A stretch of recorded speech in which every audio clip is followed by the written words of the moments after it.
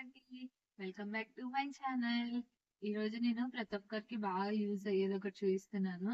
అదేంటంటే ప్రతి ఇంట్లో దోమలు, మెయిన్ బొద్దింకలు, బల్లులకు చాలా మంది భయపడుతుంటాం. అవి ఇంట్లోకి వచ్చాయంటే అంతే. ఇంకా అలాంటివన్నీ రాకుండా ఉండాలంటే మీకు ఒక టిప్ చూపిస్తున్నాను.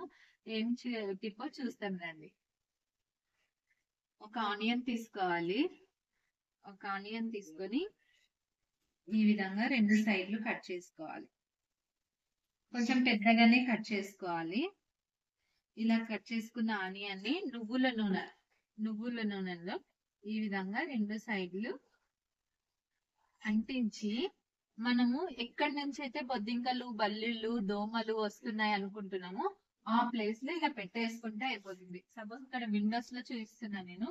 ఈ విధంగా ఇలా స్టోర్ చేశారంటే బొద్దింకలు గాని, దోమలు గాని, బల్లులు గాని రావు.